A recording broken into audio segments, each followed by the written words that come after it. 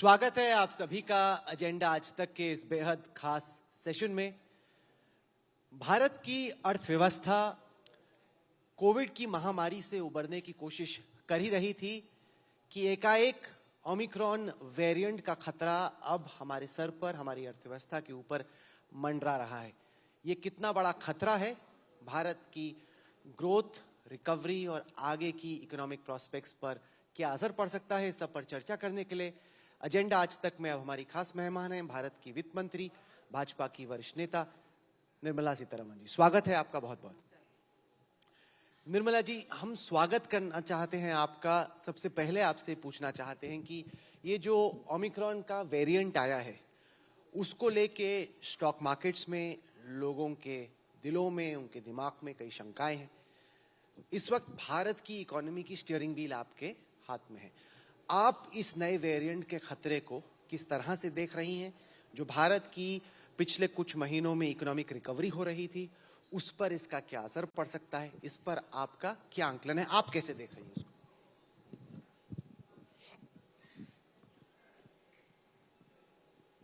हम कभी भी कहते हैं और प्रधानमंत्री जी जरूर ये बात को याद दिलाते रहते हैं कि कोविड का प्रोटोकॉल जरूर पालन करना, मास्क हो, सोशल डिस्टेंसिंग हो या टेस्टिंग हो, और एडमिनिस्ट्रेशन के तरफ से भी ट्रैक करना, ट्रेस करना और उनको ट्रीटमेंट करना, ये सब बिल्कुल जारी रखना चाहिए। और अगर कोई कहीं वैक्सीनेशन के विषय में संकोच दिखाते हैं, उनसे बात करके, उनको कन्विंस करके उनको वैक्सीनेशन की ओर ले आना। और आज हम 1.25 बिलियन को वैक्सीनेट जब कर चुके हैं, बाकी सबको भी मतलब सैचुरेशन की ओर पूरे के पूरे वैक्सीनेशन कवरेज देना भी आवश्यक है। सो ओमिक्रॉन हो और कुछ और वेरिएंट हो, हम तो इसके खिलाफ प्रिवेंटिव स्टेप्स जरूर रखना चाहिए। ये है सरकार की अंडरस्टैंडिंग ऑफ द इशू। और कल परसों भी न्यू वेरिएंट के खिलाफ क्या, कैसे एडमिनिस्ट्रेशन के और स्टेप्स लेना है, इसके ऊपर भी सेंट्रल गवर्नमेंट ने स्टेट गवर्नमेंट्स को पूरे विवरण से चिट्ठी लिखे हैं। सो स्टेट हो, सेंटर हो, एयरपोर्ट्स हो, हॉस्पिटल्स हो, स्कूल्स हो, हर जगह पर हम प्रायोरिटी क्लियरली वैक्सीनेशन की ओर रखना चाहिए, फिर भी प्रोटोकॉल फॉलो करना चाहिए। जैसे जैसे कोविड की सेकेंड वेव खत्म हुई, हिंदुस्तान में कोविड के केसेस की संख्या कम होने लगी, जितनी भी बड़ी कंपनियां थी वो एक बार फिर से भविष्य की ओर देखने लगी, एक नई उम्मीद से, अपने इन्वेस्टमेंट प्लान्स को लेके, अपने टारगेट्स को लेके एक नया अग्रेशन आ रहा था कि जिंदगी एक बार फिर से सामान्य होती जा रही है। क्या आपको लगता है कि वो जो एक रिकवरी की कर्व बन रही थी उस पर अब एक क्वेश्चन मार्क लग गया है, क्योंकि ये वेरिएंट यहाँ से कितना फैलता है, कितना बड़ा होता है, कितने लोग इससे ग्रस्त होते हैं, इन सब चीजों पर अभी कोई क्लैरिटी नहीं। क्लैरिटी कैसे, किसके मन में क्लैरिटी? एक है जनता के मन में, जरूर सरकार के ऊपर ये ट्रस्ट है, भरोसा है कि वैक्सीनेशन को तो इतना स्पीडी इंप्लीमेंट किया और हर जगह किया, मुफ्त में किया, किसी के ऊपर दबाव न किया, मगर जरूर इसको आगे बढ़ते गए और आज नंबर हमको देखने के मिल रही है। इसलिए भरोसा, मैं तो मानती हूं भारत की जनता के भरोसा प्रधानमंत्री जी के ऊपर तो 100% है। और केंद्र सरकार राज्य सरकार के साथ काम कर रही है और हम हर बार इंडस्ट्री के साथ ये बात तो जरूर उठाते हैं और उनसे उनके व्यू भी लेते हैं कि क्या इंडस्ट्री के मन में इसके वजह से कुछ डाउट्स है, कि इसके वजह से कुछ रिजर्वेशंस है वगैरह। जहां तक इंटरैक्शन होता है, मेरे और मिनिस्ट्री के समझ है कि इंडस्ट्री कॉशन रखना चाहती है, मगर इससे इतना वरीड भी नहीं है कि दोबारा इकोनॉमी थोड़ा ढीला हो जाएगा, क्या ऐसे नहीं है। नहीं तो पिछले महीने से ही वो ओमिक्रॉन के ऊपर बहुत चर्चा और डाउट्स बहुत सारे फैल रही है। फिर भी हमारे economy 19 out of 22 indicators, high frequency indicators जिसको हम कहते हैं, 19 आउट ऑफ 22 में प्री कोविड से पार होकर के बेटर परफॉर्मेंस दिखा रही है। क्योंकि उसको देखने के दो तरीके हैं। अगर आप विपक्ष के किसी नेता से बात करो या किसी लेफ्ट लीनिंग इकोनॉमिस्ट से बात करो, वो कहते हैं कि अभी हम 2019-20 के प्री कोविड के जो लेवल्स हैं उसको छू रहे हैं। तो जब नहीं, आंकड़े उसको आते हैं पार उसको कर पार चुके करके मतलब नजदीक पहुंचे हैं, पार किया है। तो जब हम इन आंकड़ों को देखते हैं और 8.4 ग्रोथ रेट निकल के आता है, तो वो कहते हैं कि अभी तो हम जहां गिरे थे वहां पहुंचे हैं, तो अभी तो बहुत दूर जाना है। तो इस वक्त जो इकोनॉमिक रिकवरी की क्वालिटी है उसको आप कैसे देख रहे हैं? नहीं, 9.5 इस साल के लिए जो रेटिंग एजेंसीज हो या जो इकोनॉमी को ऑब्जर्व करने वाले हो, वो सब 9.5 क्लोजर टू 10 ऐसे बहुत सारे इंफॉर्मेशन। मैं नंबर में नहीं आ रही हूं, जरूर उस स्तर का नंबर ही हम रीच करेंगे, जरूर रीच करेंगे। मगर मैं ये नहीं ओवर कॉन्फिडेंस से बात नहीं कर रही हूं, मगर विपक्ष का मैं पूछना चाहती हूं, आप इकोनॉमी अच्छा चलने में आपको इंटरेस्ट नहीं है क्या? आपको भी इंटरेस्ट है, होना चाहिए कि भारत जल्द से जल्द रिकवर हो, सबको इस डेवलपमेंट के बेनिफिट मिले। और जो हम डाउट करते हैं पूरे भारतीय मानस में ये है कि क्या डिजिटल डिवाइड के कारण गरीब का कुछ फैसिलिटी पहुंच नहीं रहे, एजुकेशन हो, हेल्थ हो वगैरह, वो सबको ब्रिज करने के लिए डेवलपमेंट जितना जल्दी हो सकता है, ग्रोथ कितना जल्दी हाई लेवल पर जाता है, उसके वजह से ही वो ब्रिज कर पाएंगे। हम क्या नेगेटिव एटीट्यूड के साथ बैठ करके नहीं नहीं प्री कोविड नहीं है, उससे कम है, उससे एक मात्रा ज्यादा है, ये बहस में टाइम फुसूल में स्पेंड करने से बेहतर है उन राज्यों में जहां उनका सरकार है उधर जाकर कुछ काम करें, उनको उनके इकोनॉमी की ओर बोलें कि जल्दी आप इंफ्रास्ट्रक्चर में खर्च करो, जिससे स्पीडीली आपके स्टेट जीएसडीपी बढ़ेगा, उसमें ध्यान करना चाहिए, होना चाहिए। ये नहीं है कि नहीं नहीं आपने इतना क्लेम किए उतना ही हुआ। अरे बाबा, आपके स्टेट का परफॉर्मेंस के ऊपर थोड़ा ध्यान दो, वो नहीं हो रही है। मैं अब चर्चा करना लगता है मुझे कि उनको ग्रज है, अरे बाबा सचमुच इंडिया आगे बढ़ रही है, ये क्या हो गया है, मोदी जी के ऊपर निशाना हम साधा कर नहीं सकते अभी, वो वरी है उनके मन में। इकोनॉमी बढ़ रही है नहीं बढ़ रही है वो नहीं वरी, बढ़ने में इनके ऊपर एक और निशाना हम डाल नहीं सकते। फिर क्या बचा है हमें? इकोनॉमी ठीक है, हेल्थ में कुछ हो रही है, इंफ्रास्ट्रक्चर ठीक है, चुनाव जीत के आ रही है बीजेपी, बचा कुछ नहीं है, इसीलिए देयर वरी, नथिंग मोर। मैं आप लोगों को बताऊं कि वित्त मंत्री काफी वक्त के बाद हिंदी में एक इंटरव्यू दे रही हैं और शुरू में काफी इनके जहन में भी शंका थी कि हिंदी में होगा नहीं होगा। ठीक से हो रहा है कि नहीं हो रहा है? हा? समझ पा रहे हैं? Thank you. देखिए सब आपको 10 में 10 दे रहे हैं। मैं अब आपका ध्यान खींचना चाहता हूं किसान कानून की तरफ। जब सरकार बड़े जोर शोर से 3 किसान कानून लेके आई, तब प्रधानमंत्री ने कहा, आपने कहा, आपके मंत्रिमंडल के तमाम साथियों ने कहा कि ये एक बहुत बड़ा आर्थिक सुधार है, भारत के कृषि क्षेत्र को भविष्य की तरफ ये लेके जाएगा। अब आपने उस पर एक तरीके से यू टर्न किया, पीएम ने माफी मांगी, कानून हम लोगों ने वापस लिए सरकार ने। ये कितना बड़ा झटका है? आर्थिक सुधार का जो कार्यक्रम था, भारत में कृषि को भविष्य में ले जाने की आपकी जो सोच थी, इन तीनों कानूनों का वापस लिया जाना आर्थिक सुधार के लिए कितना बड़ा झटका है? ये तीनों कानून ले आने से पहले विस्तार से चर्चा गोष्ठी हुई, हर सेक्टर, हर सेगमेंट जो इसके स्टेक होल्डर माना जाता था, उन सब से कंसल्टेशन हुआ। ये नहीं है कि अचानक ये कानून ले आए। और आज इस संदर्भ में प्रोटेस्ट के साथ हाँ में हाँ बरवाने ऑपोजिशन वाले को मैं पूछती हूं, उनके मैनिफेस्टो में भी इन कानून का जिक्र है, उनके राज्यों में भी इसका एक अंश 2 अंश फुल्ली इंप्लीमेंटेड है। मैं जरूर याद दिलाना चाहती हूं कि बजट के बाद जब मैं ऑपोजिशन का विमर्श के बाद मैं रिप्लाई कर रही थी, उस समय भी पूछे उनसे क्यों पंजाब में ये कानून नहीं है कि कॉन्ट्रैक्ट फार्मिंग में फार्मर्स जा सकते वगैरह। उस समय मैं हाईलाइट भी की कि पंजाब की कानून में अगर किसान उससे पीछे हट जाता है कॉन्ट्रैक्ट से, उनको जेल तक भेजने का उनका व्यवस्था था।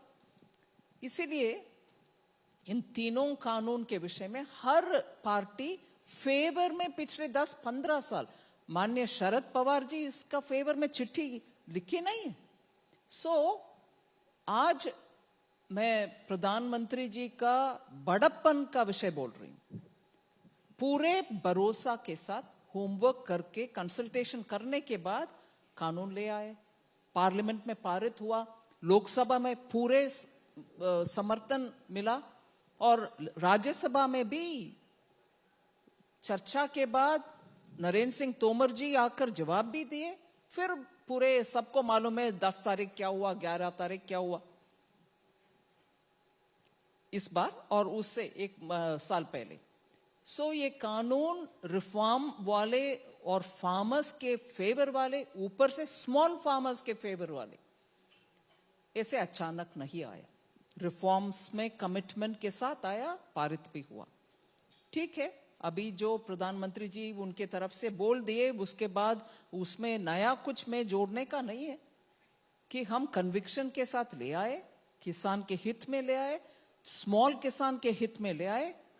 हम किसी को कन्विंस कर नहीं पाए, इसीलिए वापस भी ले रहे। इसीलिए हमारे कमिटमेंट टू रिफॉर्म में कोई कुछ डाउट करने का आवश्यकता नहीं है, इतना तो मैं जरूर बोल सकती हूं। इसका रिवर्स ये है कि जो सरकार का दावा था कि 2022 तक हम किसानों की आमदनी को दुगनी करेंगे, एक तो पहले से ही वो टारगेट के पीछे चल रहा था। अब आगे चल के जो आपकी उम्मीद थी कि हम फार्म सेक्टर में रिफॉर्म करेंगे, इनकम बढ़ेगी, इससे जो अनहेल्दी प्रैक्टिसेस हैं कि जहां पे पानी की कमी है वहां पे चावल उगाया जा रहा है, वो सब रुकेगा। वो सब चीजें अब एक बार फिर से सवाल बन जाती हैं, तो उससे आप कैसे डील करेंगे? देखते हैं समय समय पर कैसे डील करेंगे हम। आप तो देखते रहेंगे कैसे हम डील करेंगे। क्योंकि इससे जुड़ा एक और सवाल ये है कि क्या इससे एक एग्जाम्पल सेट हो गया है सरकार के विरोधियों के लिए, अब वो चाहे विपक्षी पार्टियां हो या इस दफा किसान थे। आप लेबर रिफॉर्म करने की कोशिश कर रही हैं, आप डिसइन्वेस्टमेंट करने की कोशिश कर रही हैं, तो अब आपके जो विरोधी हैं उनके सामने एक मिसाल है कि जोर से हल्ला करो, बैठे रहो, महीने दर महीने बैठे रहो, सड़क जाम कर दो, ट्रैफिक डिसरप्ट कर दो, और अगर काफी वक्त तक आपने अपना आंदोलन खींच दिया तो ये है बड़ी सरकार, 300 से ज्यादा इनकी सीटें हैं, लेकिन हिल सकती है ये सरकार। नहीं, सरकार हिली ऐसे नहीं है। इस विषय में प्रधानमंत्री जी का कन्विक्शन था कि बात करने के लिए बुलाया, बहुत सारे बार बुलाए, लास्ट डे तक वेट किए कि आओ, एक भी ऐसे कमी उस कानून में है तो दिखाओ। फिर माननीय प्रधानमंत्री जी खुलेआम आकर के बोले ठीक है, हम कन्विंस कर नहीं पाए इसीलिए विड्रॉ करें। हर विषय में ऐसे थोड़ी ना चलता है। You will have to have certain commitment and your hypocrisy बार बार दिखने में आएगा ना, कि इस बार जहां किसान के कानून है उसमें तो आप बार बार आपके मैनिफेस्टो में डालने के बाद भी आप विरोधी के पक्ष में खड़े हो गया। जनता भी देखती है ना, आप कितने बार विरोध में, जब आप ही के पोजीशन था उसके खिलाफ कितने बार खड़े हो रही हो, जनता भी विल बी वॉचिंग। क्योंकि इस वक्त सरकार की 6 लाख करोड़ की एक एसेट मोनेटाइजेशन पाइपलाइन है, जिसमें विरोधी थे, कुछ सरकार के वर्कर्स भी थे जो गवर्नमेंट एम्प्लॉइज हैं। पहले उनके विरोध के स्वर दबे हुए थे क्योंकि मजबूत सरकार है, दम से एकदम आगे बढ़ती जा रही है, तय कर लिया है कि डिसइन्वेस्टमेंट प्राइवेटाइजेशन होगा, और ये लोग कुछ कर नहीं पा रहे थे खास। अब उनको दिख रही है एक उम्मीद की किरण। I don't think it will work out like that. उम्मीद की किरण इसमें से नहीं है। उनके वीकनेस के ऊपर वो सोचना चाहिए कि हर बार सिर्फ प्रोटेस्ट की वजह से, प्रोटेस्ट के दूसरी पहलू भी लोग देख रहे हैं ना, जैसे कि पार्लियामेंट में एक प्रश्न का जवाब देते हुए इससे क्या नुकसान हुआ इन टर्म्स ऑफ रेवेन्यू, शायद रोड्स मिनिस्ट्री, पता नहीं कौन सा मिनिस्ट्री, 4200 करोड़ तक वो टोल टैक्स कलेक्शन वगैरह। सो जनता भी देख रही है कि कहां से इसका असर पड़ रहा है। सो इतना आसान भी नहीं है कि हर एक का विरोधी जो वॉइस दबा हुआ, यू वे टेलिंग, वो दबा हुआ वॉइस इससे इंस्पिरेशन इतना जल्दी ले नहीं सकते हैं। सो आप कह रहे हैं जो कमिटमेंट है प्राइवेटाइजेशन को लेके, डिसइन्वेस्टमेंट को लेके, बरकरार है।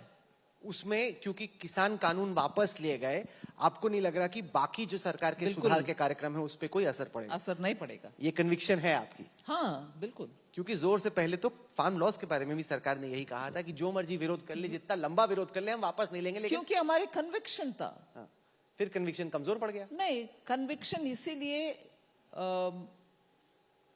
कंफर्म करते हुए भी क्योंकि you wanted to be sure that सबको कन्विंस किया।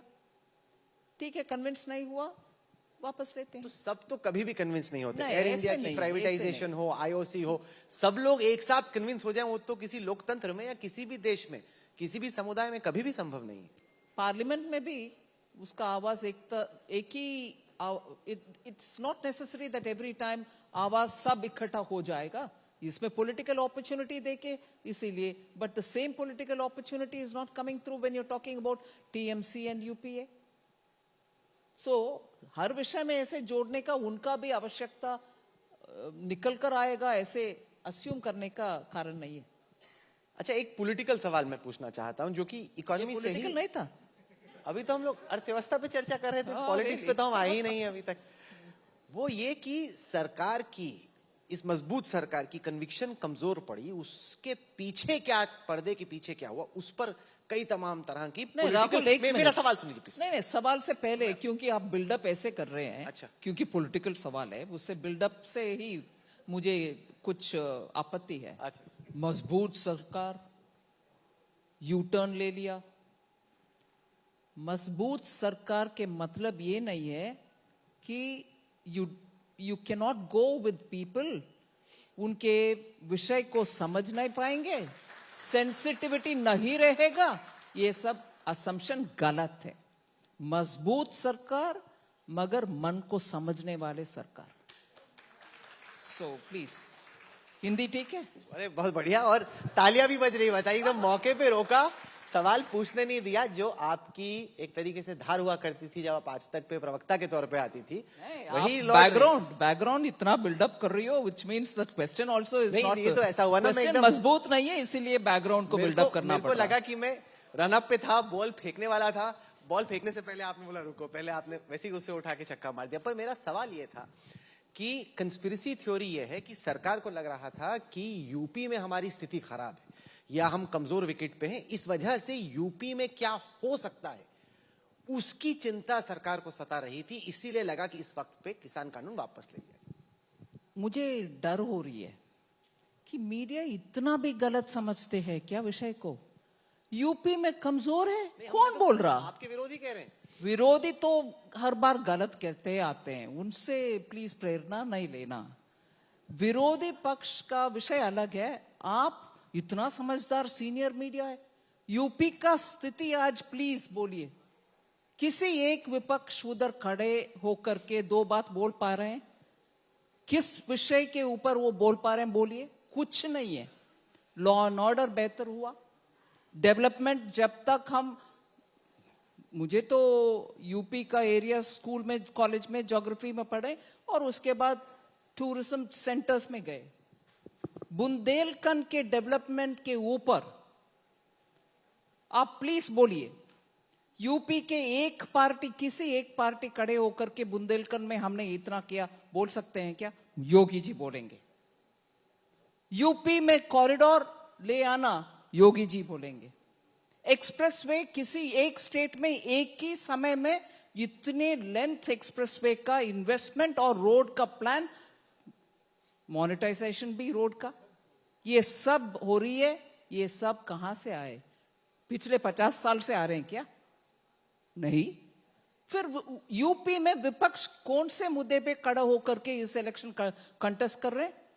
इसीलिए विपक्ष कमजोर हो गए हैं, उनको कुछ विषय नहीं पकड़ में आ रही यूपी में, इसीलिए उनका कहने पर आप सीनियर मीडिया फंक्शनरी यूपी में कमजोर, आप इलेक्शन के डर के मारे ऐसे कर रहे? नो नो, पिछले ये किसान आंदोलन के समय ही वेस्टर्न यूपी में MLA election, local bodies election, जहां से नेता, ये किसान विरोधी का नेता जो भी हैं, उनके क्षेत्र में बीजेपी जीत कर आया, जब इधर दिल्ली के बाहर किसान का आंदोलन चल रहे थे. So what is the issue on UP in which we will have to do something to please the voters? 5 साल योगी जी प्लीज करके दिखा रहे हैं, नया कुछ करने का नहीं है उसके लिए, और उसके लिए इतना बड़ा निर्णय में आकर के कुछ और डिसीजन बोलने की आवश्यकता नहीं है. सो वो प्लेटफॉर्म ही गलत. जिस तरह से कानून आया और वापस लिया गया, उससे एक सवाल उठता है कि क्या आगे चलकर जब कोई बड़ा सुधार सरकार लेके आ रही है या लाना चाहती है, क्या उसके लिए बेहतर जमीन तैयार करने की जरूरत है कि पहले कंसल्टेटिव प्रोसेस हो, ज्यादा मतलब हुआ कुछ कंसल्टेटिव प्रोसेस, लेकिन पार्लियामेंट के भीतर, पार्लियामेंट के बाहर स्टेक होल्डर्स को पहले ही ऑन बोर्ड किया जाए, क्योंकि प्रधानमंत्री ने कहा कि शायद हम समझा नहीं पाए कुछ किसानों को, वो समझ नहीं पाए इसके फायदे, ताकि वो इस तरह की चीज दोबारा ना हो, उसके लिए एक जमीन तैयार की जाए. क्या आपको लगता है कि ये एक सीख है कहीं ना कहीं? नहीं, इस विषय में तो आई थिंक बहुत सारा बोल, I mean many things have been already said. उसमें मैं बार बार नया कुछ जोड़ नहीं पाऊंगी. कंसल्टेशन नहीं हुआ ऐसे कहने का नहीं है, कंसल्टेशन हुआ है. हर पार्टी उसके रास्ते पर चलते थे, अभी अचानक वो भी बदल गए उनके रवैया, इसलिए इसमें कुछ और जोड़ने का नहीं है. मैं प्रधानमंत्री जी का that one step shows how actually he faces the issues, and इसीलिए मैं प्रधानमंत्री जी का बड़प्पन बोलती हूं. इसमें इतनी मजबूत, कोटिंग योर वर्ड, मजबूत सरकार रहने के बाद भी जहां एक निर्णय लेना है टू कन्विंस पीपल, वो सामने आकर लेते हैं. मजबूत सरकार है इसीलिए नो नहीं दिखाया ना. मैं सवाल पूछना चाहता हूं आपसे महंगाई के मुद्दे पे. पहले हम लोग तेल की कीमतों से स्टार्ट करते हैं. तमाम लोग जो इस वक्त आपको आज तक पर इंडिया टुडे ग्रुप पर देख रहे हैं, यहाँ हमारे साथ इस मंच पर बैठे हैं, वो ये सोचते हैं कि जब तेल की कीमतें बढ़ती हैं तब तो तेल कंपनियां फटाफट दाम बढ़ा देती हैं, जब घटती हैं तो घटाने में बड़ा वक्त लगा देती हैं. अगर वाकई में प्राइसिंग इस वक्त डीरेगुलेटेड है तो ऐसा क्यों होता है वित्त मंत्री जी कि कीमतें बढ़ती बहुत तेजी से हैं, अंतर्राष्ट्रीय बाजार में तेल की कीमतें घटने के बावजूद यहां पर घटती पेट्रोल पंप पे बड़ी धीरे धीरे? नहीं, मैटर ऑफ फैक्ट आंसर देती हूं. जब तेल के ग्लोबल मार्केट में रेट कम होती, फर्स्ट ऑफ ऑल स्पॉट में खरीदना एक चीज है, प्रायर एडवांस से एडवांस बुक करके खरीदना दूसरी चीज है. मगर हर 15 दिन का एवरेज प्राइस निकाल करके उसके अनुसार आप बदलते रहे, कम होने में कम आना, या तो if it goes up you increase it. ये एक फॉर्मूला के तहत होता है, और ऑयल मार्केटिंग कंपनीज के फॉर्मूला के तहत, सरकार नहीं, ऑयल मार्केटिंग कंपनीज के एक फॉर्मूला के हिसाब से आगे बढ़ती है. आई मीन फॉर्मूला के हिसाब से इट गोज अप और it comes down based on 15 days average. But on the point of जब प्राइसेस एकदम घटी, you didn't reduce it that much. हम उस समय भी बोले कि इससे जो बेनिफिट मिलता है हम उस पैसा को इंफ्रास्ट्रक्चर में खर्च करने के लिए उपयोग में आएगा. That was made clear. जब इंक्रीज होता है ये 15 days एवरेज को वेट करके ही इंक्रीज करते हैं. सो लॉजिकली हमें लगता है कट होने के तुरंत अगले दिन कट होना है, नहीं, 15 days एवरेज निकालते हैं, उसके अनुसार ही कट करते हैं. एक समय था definitely when prices were going down and we used that money for building infrastructure to an extent, not completely. So ये I don't know, विडंबना को एक्सप्लेन कर सकते हैं. क्या अभी ऐसे तो डिक्शनरी निकाल, शब्दकोश लेके आना पड़ेगा बहुत जल्दी से. अच्छा, महंगाई आपको इस वक्त कितना सता रही है? क्योंकि मैं कुछ प्रोडक्ट्स की कीमतें देख रहा था जो कि हर रोज आम आदमी लोग खरीदते हैं, खाते हैं अपने घर में। और मैं वो चार्ट्स भी लेके आया, मस्टर्ड ऑयल हो, तूर अरहर, आटा, चावल। अगर हम बीते साल की तुलना में आज देखते हैं तो कीमतें काफी बढ़ चुकी हैं।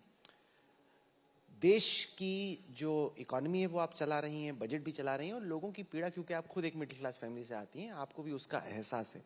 बढ़ती कीमतें वित्त मंत्री जी आपके लिए इस वक्त कितना बड़ा चिंता का विषय? नहीं, first of all middle class will get affected each time price में फर्क आता, तो पर्टिकुलरली खाद्य पदार्थों में प्राइसेस इंक्रीज होने में it affects the families immediately, no doubt on that.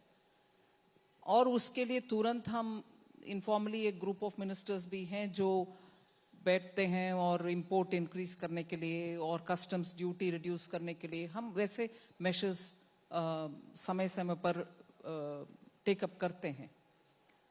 और import of oil, particularly edible oil में पाम ऑयल इंपोर्ट का भी हमने बोथ क्रूड एंड रिफाइंड का भी स्टेप्स लेकर आए। मगर एक विषय हम डेटा के ओर देखने में, इंडिया का इन्फ्लेशन, मैं टेक्निकल बात बोल रही हूं जो विल नॉट कन्विंस पुअर और मिडिल क्लास, मगर ये रिकॉर्ड में रखने के लिए मैं बोल रही हूं। 4% is the rate of inflation which we think is the number beyond which we should not, but Bharat देश में नंबर नहीं है, 2% प्लस और माइनस करते हैं 4 को। 6% ब्रीच हो गया तो yes it's a worrisome situation, below 2 तो कभी गया नहीं है। सो इस बैंड के अंदर रखने में ही रिजर्व बैंक भी, हम भी काम करते हैं। कई बार 6 को थोड़ा ब्रीच करता है, विद इन अ मंथ और 2 we bring it back. And ये जवाब मैं बोलने में शुरू करने से पहले ही मुझे मालूम है कि आप तुरंत मुझसे पूछोगे वो तो 7 साल के पहले की कहानी है, आप क्या बात करो, अब की बात ही कर रही हूं। 10% एंड 12% लेवल तक हम कभी पहुंचे नहीं है और पहुंचेंगे भी नहीं है। कंट्रोल में 6, विद इन 6 ही रख रहे हैं। मगर ये नंबर्स से कुछ राहत मिडिल क्लास को नहीं मिलेगा, वो बात सही है, मैं मानती हूं भी। मगर ये जो सरकार चलाने के समय, उनके जमाने में 10 तक इन्फ्लेशन गया, आज वो खड़े होकर बोल रहे हैं इन्फ्लेशन महंगाई महंगाई। अरे भैया, आपके जमाने में तो 10 एंड 12 तक गया इन्फ्लेशन। उस समय क्या आप कितने स्टेप्स लिए, वो बात भी बोलिए। हम तो पक्का immediately import of grains, imports of not grains, pulses, दाल दलहन का इंपोर्ट में तुरंत हमने कार्रवाई की, इंपोर्ट करवाई। और seasonal vegetables, particularly fruits, tomatoes और फ्रूट्स एंड वेजिटेबल्स में, अनियंस में पीरियोडिकली ये साइक्लिकल प्रॉब्लम भारत में है, उसका स्टोरेज का। और इस बार हम भूलना नहीं है एक्सेसिव फ्लडिंग। आज भी महाराष्ट्र में एक्सेसिव फ्लडिंग के वजह से प्याज के उत्पादन में बहुत ही असर आ रहा। साइक्लोन के वजह से बहुत सारे पोटैटो का क्रॉप ईस्टर्न स्टेट्स में अफेक्ट हुआ। सो आपदा के कारण भी हमें झेलना पड़ रहा बहुत सिचुएशंस, उसके लिए तुरंत हम स्टेप ले रहे हैं। सो यह संज्ञान में है। एक जो बड़ी मांग इस वक्त संसद में विपक्ष उठा रहा है, कुछ हद तक जो किसान विरोध कर रहे थे वो उठा रहे हैं, वो है मिनिमम सपोर्ट प्राइस की। वो कह रहे हैं कि जब मोदी जी चीफ मिनिस्टर थे 2011 में, वो एक कमेटी के हेड थे, जब बीजेपी ही विपक्ष में बैठ के कहती थी कि किसानों को 23 जो फूड प्रोडक्ट्स हैं जो कि एमएसपी के दायरे में आते हैं, उसमें एक minimum support price guaranteed by law होना चाहिए, कि कानून का एक हिस्सा होना चाहिए। इस मांग को आप कैसे देखते हैं? पहले विषय तो एमएसपी में 23 आइटम्स है, उनका हर क्रॉप, मतलब रबी हो खरीफ हो, उसके पहले समय से पहले ही फिक्स करना एमएसपी रेट और उसको घोषणा करना, जिससे किसान को वो प्राइस ठीक लगे तो वो क्रॉप कल्टीवेट करेगा, नहीं तो कुछ और चूज कर लेगा। ये प्रक्रिया 2014 से समय पर हर क्रॉप के पहले और अच्छा सा रेट घोषणा करना मोदी जी के सरकार आने के बाद ही हो रही है। मैं दावे के साथ कह सकती हूं कि इससे पहले की सरकार में गेहूं और धान के ऊपर ही पूरे ध्यान उनका था। बाकी सभी क्रॉप के ऊपर I don't think they ever announce, may be cotton once in a way, may be something else some other time. So MSP के ऊपर न्याय के साथ काम करना और समय से पहले घोषणा करना और मैक्सिमम प्रोक्योर करना। किसी किसान को वापस भेजा नहीं गया कि नहीं नहीं भैया एमएसपी तो घोषणा की मगर जो प्रोक्योर करना, जो राइट फॉर फूड के नाते जितना प्रोक्योर करना उतना हो गया, आप वापस चले जाओ, ऐसे किसी एक किसान को भी हमने कहीं नहीं बोला है फॉर दोस अनाउंस्ड एमएसपी। इसीलिए एमएसपी का क्वांटम प्रोक्योरमेंट, एमएसपी का प्राइस घोषणा और एमएसपी का पैसा तुरंत फार्मर के अकाउंट में डीबीटी को उपयोग करते हुए सीधा टोटल अमाउंट उनके अकाउंट में जाना, ये सब इन अ वे रेवोल्यूशनरी लेवल को मोदी जी के सरकार में ही हुआ है।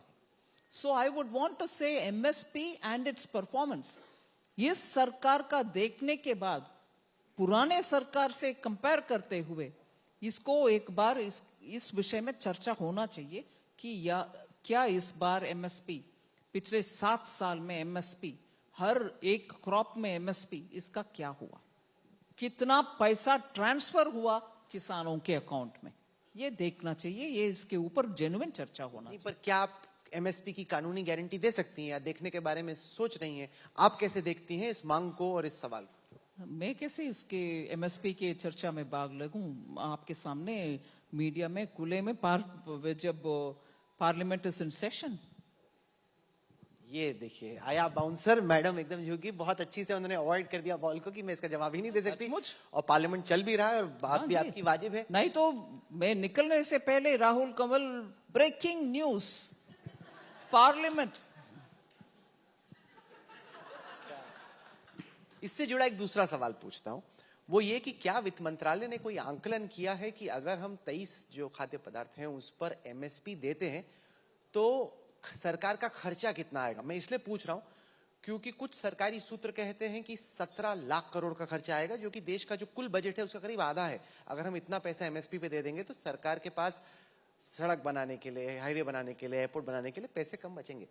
दूसरे तरफ जैसे अगर योगेंद्र यादव हैं या बाकी ऐसे लोग हैं, वो कहते हैं कि नहीं, 1 लाख करोड़ से भी कम का खर्चा है अगर सरकार एमएसपी की कानूनी गारंटी देती है। क्या सरकारी जो इकोनॉमिस्ट हैं, अफसर हैं, उन्होंने कोई आंकलन किया है कि खर्चा कितना लगेगा इस पे? नहीं, पहले विषय में इसीलिए बात ऐसे जवाब दी पिछले प्रश्न के लिए।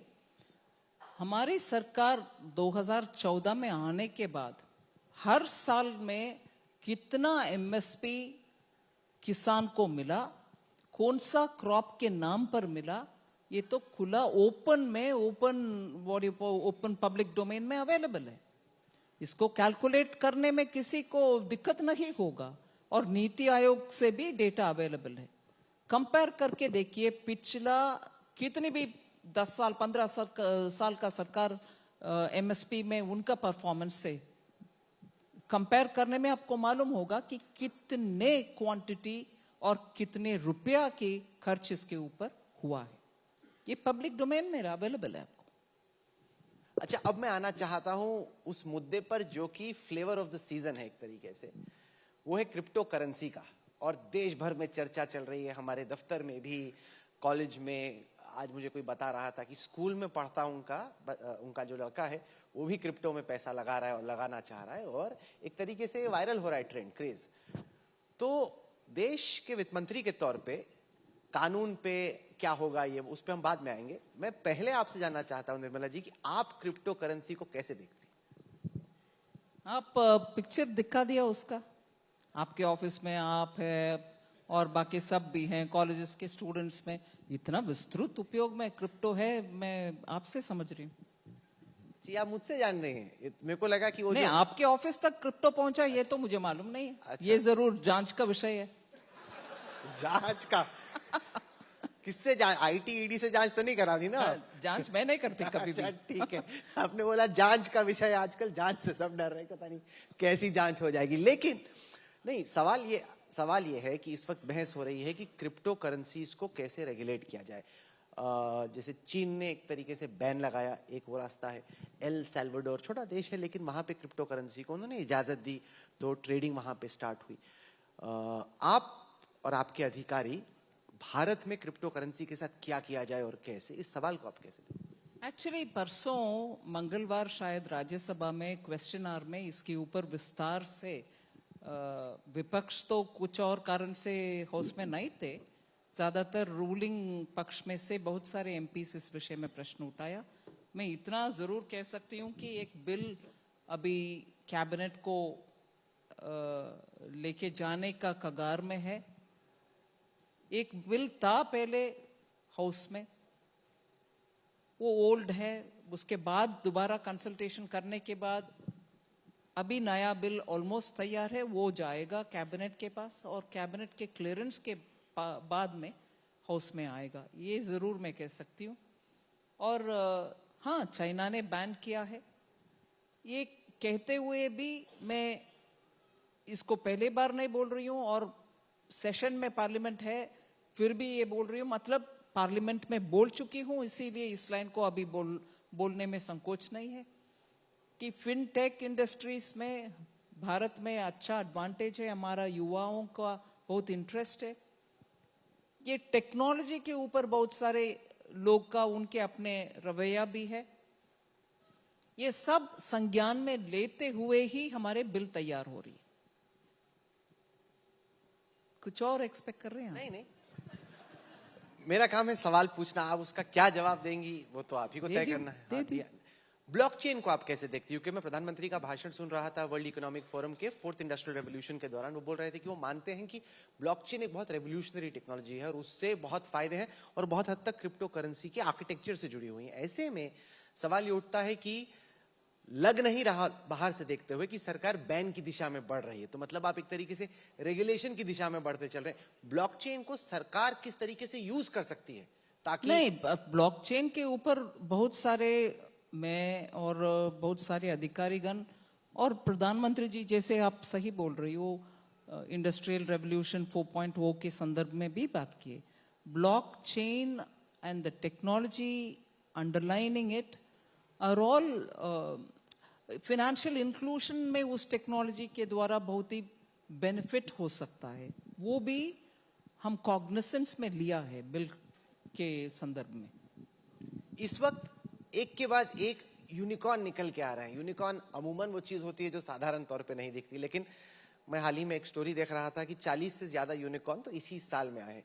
क्या आपको लगता है कि सरकार की, प्रधानमंत्री की खुद की जो stand up startup digital India scheme थी या जो उनकी पूरी सोच थी, कहीं ना कहीं ये उसकी कामयाबी का भी हिस्सा है? बिल्कुल, 2015 से स्टार्टअप के साथ एंगेजमेंट्स और स्टार्टअप के साथ बैठ करके उनका रिक्वायरमेंट समझना और बहुत सारे फिस्कल मेजर्स उनके फेवर में देना है। और ईसॉप के विषय में भी बहुत चर्चा पिछले बार और 2019 में मैं भी उनके साथ बैठकर बात की। सो हर साल कुछ ना कुछ स्टार्टअप के विषय में सोच विचार और उसके संदर्भ में एक्शन, वो सब क्यूमुलेटिवली हैज बेनिफिटेड। मैं एक साल का ये नहीं बोल सकती हूं कि इस साल इस मेजर लिया इसीलिए आज इतने सारे यूनिकॉर्न। क्रमशः 2015 से जो steps that the government has taken has definitely had an impact, and that is not me saying startup के दुनिया के बहुत सारे लोग आज भी कहते हैं, अभी भी बात करते हैं हमारे साथ आकर के, the encouragement given by this government has been very good and no wonder our young generation which is very keen on that is finding good opportunity. आप वित्त मंत्री के तौर पे स्टॉक मार्केट्स को कितना फॉलो करती है? जैसे जब मार्केट बढ़ता है कहीं ना कहीं आपको लगता है यस देखो मेरे रहते क्या हो रहा है, और अगर गिरता है तो आपको लगता है अरे यार ये क्या हो गया? क्या आप पर्सनली, क्योंकि मैंने कई वित्त मंत्रियों से पिछले करीब 2 दशक में ये सवाल अलग अलग टाइम पे पूछा है और हर की सोच, हर का देखने का तरीका अलग रहता है। आप कैसे देखती है? क्या आपको लगता है जब मार्केट बढ़ा तो आपको अच्छा लगता था, ज्यादा आप एनर्जी से चलती हैं, गिर गया तो क्या आपका मोरल डाउन होता है? नहीं, मार्केट अच्छा चलने में सबको अच्छा लगता है, इसीलिए हमें भी एक मोटिवेशन मिलता है। वो इतने सारे, जैसे क्रिप्टो में आपके ऑफिस में इतना उत्सुकता है, हमारे ही ऑफिस में नहीं, आप ऐसे बोल रहे हैं हमारे ऑफिस में, हमारे ऑफिस में सभी के दफ्तरों में जो युवा नहीं, पीढ़ी है। आप you said it with a sense of ownership. Ownership नहीं, मेरे ऑफिस में भी बात क्रिप्टो के ऊपर, so I am sure stock market के ऊपर भी आपके ऑफिस में मोटिवेशन सभी के ऑफिस में अभी इस हाँ। वक्त एक रिटेल रेवोल्यूशन चल रहा है। वो ये कि छोटे, हाल ही में मैं एक रिपोर्ट देख रहा था बिजनेस टुडे की, वो ये कि नए जो ट्रेडर्स जुड़ रहे हैं, जो स्टॉक मार्केट में आ रहे हैं, वो बहुत छोटे छोटे शहरों से आ रहे हैं। नहीं, आपके ऑब्जर्वेशन बिल्कुल सही है। पहले सूरत से, अहमदाबाद से, दिल्ली से, मुंबई से, यहाँ पे देश के शेयर बाजार में इन्वेस्टिंग हुआ करती थी। अब टियर 2, टियर 3 जो टाउन्स और सिटीज हैं, वहां से बढ़ चढ़कर ज्यादा संख्या में लोग जुड़ रहे हैं। आप बिल्कुल सही कह रहे हैं। आज youngsters are quite happy to engage stock market में। रिटेल पार्टिसिपेशन डेफिनेटली छोटे नंबर नहीं, multitudinal increase, and as a result stock market का इंटरेस्ट सब में है आजकल। ये नहीं है कि I remember in my childhood there will be some people interested in stock market. आज स्टॉक मार्केट के awareness, financial awareness and in general interest in the progress of stock market सबके मन में है। वाह, ये हुई ना बात। अब आपने भी माना कि ये सभी के दफ्तरों में हो रहा है, ऐसा नहीं कि हमारे ही दफ्तर। आपने हमारे ही दफ्तर करके फिर बोल दिया जांच, तो मैंने बोला ये तो गड़बड़ा रहा है मामला। जांच भी हमारे दफ्तर, लेकिन सभी के दफ्तर में ये उत्सुकता है और एक तरीके से लाजमी भी है और ये ट्रेंड भी है, ये हकीकत है। बीते जनरेशन के लोग इतनी कम उम्र में स्टॉक मार्केट में ट्रेडिंग नहीं किया करते थे। आजकल कॉलेज से निकलते ही पहली नौकरी के दौरान ही, वो क्रिप्टो ट्रेडिंग हो, स्टॉक ट्रेडिंग हो, लोग लग रहे हैं। फाइनेंशियल अवेयरनेस भी बढ़ रही है और कई सारे ऐसे ऐप्स भी आए जिससे संख्या कोई लाखों की नहीं है, करोड़ों की है संख्या। डिजिटाइजेशन ऑफ स्टॉक मार्केट एक बहुत बड़ा कारण है। लोग उनके अपने फोन से ही उनके स्टॉक मार्केट के ऑपरेशन देख पा रहे हैं, कर पा रहे हैं, और उसमें ही उनको जानकारी मिलता है अगले क्या करना है। वो एक बड़ा सा सुविधा है, इसीलिए युवा उसमें आकर्षित है। मैं आना चाहता हूं एम्प्लॉयमेंट और जॉब्स के मुद्दे पे। हाल ही में सरकार ने मनरेगा पर जो एलोकेशन है उसको बढ़ाया करीब 22,000 करोड़ रुपए। सवाल ये उठा कि एक तरीके से आप सपोर्ट करने की कोशिश कर रहे हैं, लेकिन अगर विपक्ष की नजर से देखो तो वो ये कहेंगे कि दिखाता है कि ग्रामीण भारत में नौकरियां हैं नहीं, इसीलिए एक ऐसी स्कीम जिसको बीजेपी कहती थी कि यूपीए की कमजोरियों का वो नमूना है, आज उसी पर आपको अपना एलोकेशन बढ़ाना पड़ रहा है, बजटरी सपोर्ट बढ़ाना पड़ रहा है, क्योंकि साधारण तौर पे नौकरियां हैं नहीं। राहुल, ये जवाब आपने शायद सुन लिया होगा, मगर मैं जरूर दोबारा कह लूंगी। यूपीए का मनरेगा, ये the sense of suddenly that is my only, yes it is your time, मगर यूपीए का जितनी भी गलतियां थी उसका नमूना जरूर मनरेगा था उनके पीरियड में। नहीं तो सीएजी का रिपोर्ट क्यों उनके मनरेगा के ऊपर इतना डिटेल में जाते हुए, गोस्ट अकाउंट्स, किसको पैसा जा रहा किसी का असेसमेंट नहीं है, और जिनको पैसा गया वो काबिल व्यक्ति भी नहीं था। ये सब सीएजी बोला है, मैं नहीं बोल रही हूं। सो मनरेगा एक अच्छा सा नमूना है कि एक सिस्टम क्रिएट करो, आपके लोगों को फायदा उठाओ उससे, और उसके बाद चली जाओ। उस नुकसान को किसी और सरकार आकर भरपाई करेगा। मगर वो मनरेगा मेरे जन्म से मेरा मेरा मेरा कहते रहो, उससे आया हुआ क्रिटिसिज्म और उससे आया हुआ गलतियां अपनाना दिक्कत है उनको। So if they want to own up MNREGA, they should own up all the wrong doings also.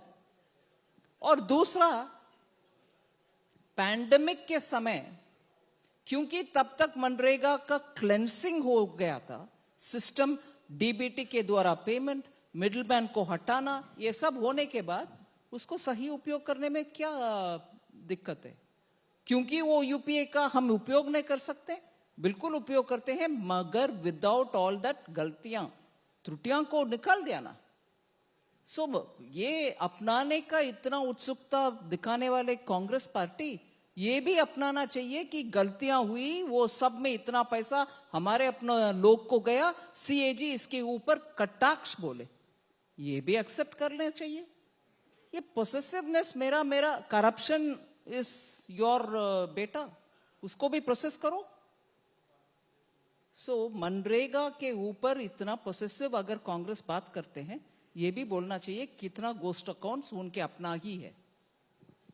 इस महामारी के बाद अगर हम जॉब एम्प्लॉयमेंट के ट्रेंड को देखें, centre for monitoring of Indian economy के डेटा को स्टडी करें, उसमें ये निकल के आता है कि कुछ सेक्टर्स में, जैसे अगर आप आईटी लें तो इस वक्त जॉब्स की बूम है।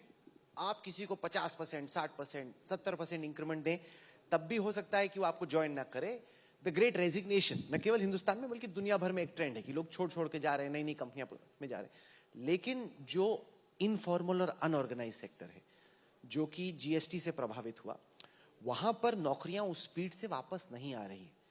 तो जिस सेक्टर में अच्छा हो रहा है वो तो अच्छी बात है, लेकिन जहां पे नहीं हो पा रहा है, इनफॉर्मल सेक्टर में, अनऑर्गेनाइज सेक्टर में, रूरल सेक्टर में, उसको आप कैसे देख रही हैं? नहीं, एक विषय, रूरल इकोनॉमी ही पिछले बार फर्स्ट वेव में ट्रैक्टर सेल्स से शुरू होकर के रूरल इकोनॉमी अच्छा प्रोस्पेक्ट्स दिखा रही है। उसके वजह से पूरे अर्बन इकोनॉमी का प्रभाव भी उसके वजह से हुआ, ये सब बात करते हैं। मैं सिर्फ एक उदाहरण बोल रही हूँ, ECGLS, emergency credit guarantee liquidity scheme, जो हमने MSME के लिए शुरू किया, फिर उसका दायरा बढ़ाते गए। आज उसका डेटा बैंकिंग सेक्टर के द्वारा हमें आ रही है।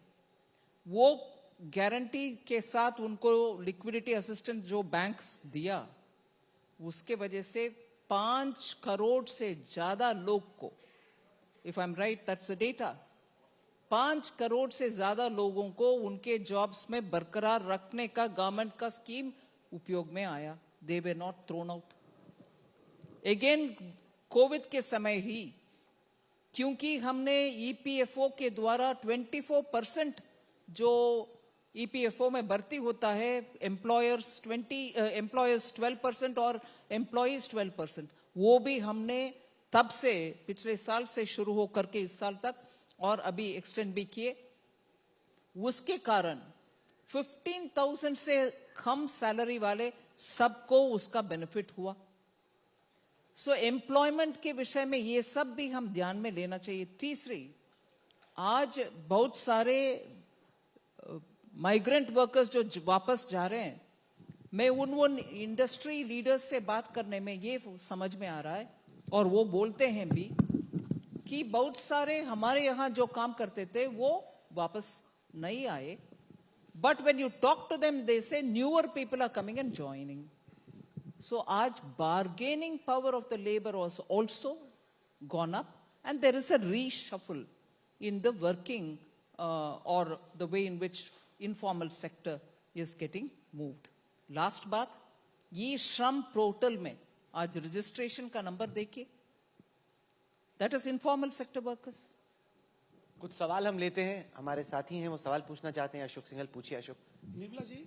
निर्मला जी, एक सवाल ये है कि आप वित्त मंत्रालय में हैं, अब तक अगर माना जाए कि कौन वित्त मंत्री सबसे बेहतर आपको लगता है, मनमोहन सिंह जी से शुरू करके, क्योंकि अक्सर ये बात होती है कि मनमोहन सिंह अच्छे अर्थशास्त्री रहे, अच्छे वित्त मंत्री रहे, उसके बाद यशवंत सिन्हा, जसवंत सिंह, फिर अरुण जेटली जी, प्रणब मुखर्जी, तो आपको कौन बेहतर लगता है सब में अभी तक, और क्यों बेहतर लगता है?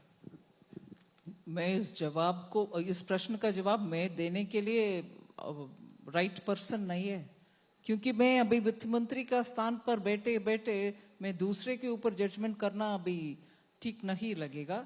देखते हैं, समय आएगा जब आई कैन आंसर यू। क्या आप अभी अपनी लेगेसी के बारे में सोचने लग गए हैं? क्योंकि वित्त मंत्रालय एक ऐसा विभाग है जहां पे लोग न केवल किताबें लिखा करते हैं, लेकिन अक्सर स्मरण किया करते हैं कि आप एक ऐसी कुर्सी पे बैठी हैं जहां पे कभी प्रणब दा थे, चिदम्बरम जी थे, जेटली जी थे, मनमोहन सिंह थे, अलग अलग फाइनेंस मिनिस्टर हैं। आपको उस गद्दी का, अब आप जहां जिस पोस्ट पे बैठी हैं, उसकी जिम्मेदारी का या उसके हिस्टोरिकल इंपॉर्टेंस का कहीं ना कहीं बोझ रहता है आपके ऊपर? मैं एक आई डोंट नो कितना समय आपके हाथ में है, 2 मिनट एक्स्ट्रा लूंगी इस जवाब के लिए। मैं जब 19 में इस मंत्रालय में आई, normally north block south blocks में ये बोर्ड होता है कि इससे पहले कौन कौन थे। डिफेंस मंत्रालय में एंटर होते हुए वो बोर्ड देखती थी और माय गॉड इतने सारे वरिष्ठ लोग मेरे से पहले थे, वो मन में आता था। मगर फाइनेंस में वो बोर्ड नहीं था। सो मेरे आई टोल्ड माय पीएस से ये क्या है, फाइनेंस मिनिस्ट्री इतना वरिष्ठ और this building speaks of so much, इसमें इससे पहले कितने वरिष्ठ लोग थे, ये देखने के लिए कहाँ जाना है।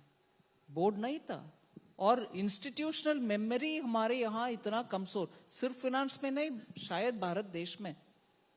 आखिरकार 6 महीने के बाद वो बोर्ड लगवाई मैंने, और आज भी एक बार कम से कम अंदर होते होते देखती हूँ, माय गॉड इतने सारे big people have been here. वो देखने के समय ये भी याद आता है इनके समय में क्या क्या गलती हुई, वो गलती मैं रिपीट ना करूं, ये भी याद आता है मुझे, मैं देखती हूँ। निर्मला सीतारमण जी, आज आप एजेंडा आज तक के सेशन में आई, बहुत बहुत शुक्रिया आपका। ये आपका जो इंटरव्यू था, जो हमारी आपसे बातचीत थी, वो बेहद खास थी। वो इस वजह से भी क्योंकि आपने हिंदी में तमाम सवालों के जवाब दिए, और इसलिए भी क्योंकि अब बहुत जल्द ये बजट मोड में आ जाएंगी। तो जैसे ही बजट मोड में गई तो इन्होंने अपने दफ्तर में गई, वहां लॉक कर दिया, वहां किसी को ना आने की ना जाने की इजाजत है। तो अगली दफा जब इस तरह के मंच पे आएंगी तो वो बजट के बाद ही होगा, और हमें उम्मीद है कि आप इंडिया टुडे ग्रुप के ही मंच पे आएंगी बजट के बाद, समझाएंगी कि आपने क्या किया, क्यों किया, और एक बार फिर से हम इस सिलसिले को आगे ले जा पाएंगे। लेकिन आप जुड़ी हमारे साथ एजेंडा आज तक के इस मंच पे, आपने तमाम सवालों का जवाब दिया। कुछ आपने अच्छे शॉट्स, बड़े शॉट्स मारे, कुछ जो खतरनाक बॉलें थी उसको आपने एकदम छोड़ दिया, लेकिन आप यहाँ पे आई वक्त निकाल के, इसके लिए हम शुक्रगुजार हैं आपके। बहुत बहुत थैंक यू। धन्यवाद, थैंक यू वेरी मच।